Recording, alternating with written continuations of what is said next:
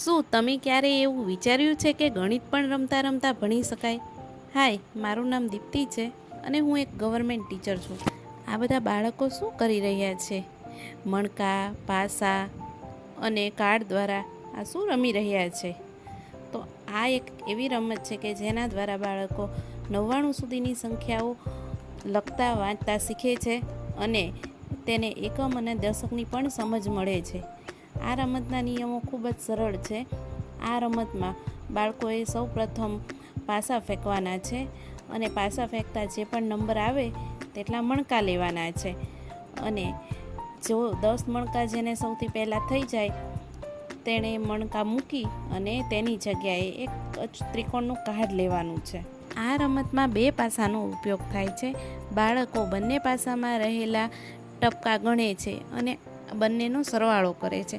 પાસા દ્વારા તેમની સરવાળાની સંકલ્પના પણ વધુ સ્પષ્ટ થાય છે અને તેઓ ઝડપથી ગણતરી કરતા શીખે છે. આ રીતે દરેક વિદ્યાર્થીને 3 ચાન્સ આપવામાં આવશે.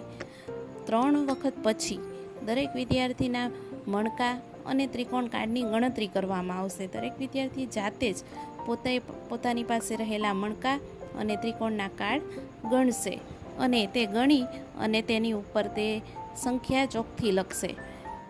આ રમત દ્વારા બાળકો એ પણ સમજશે કે 10 મણકા જ્યારે ભેગા થાય ત્યારે એ દશક બને છે અને દશક એટલે આપણું આ ત્રિકોણનું કાર્ડ. હવે તેઓ દશક અને એકમ કેટલા છે તે કહેશે, જેના દ્વારા તેમને દશક અને એકમની સમજ મળશે અને દશક અને એકમ ભેગા કરી અને કઈ સંખ્યા બને છે તે પણ બાળક બોલશે. આ રીતે આ પ્રવૃત્તિ દ્વારા તેઓ સરવાળા, એકમ દશકની સમજ, 99 સુધીની સંખ્યા અને કોની પાસે કેટલા વધારે મણકા અને કાર્ડ છે તેના દ્વારા નાની મોટી સંખ્યાની સમજ પણ મેળવે છે.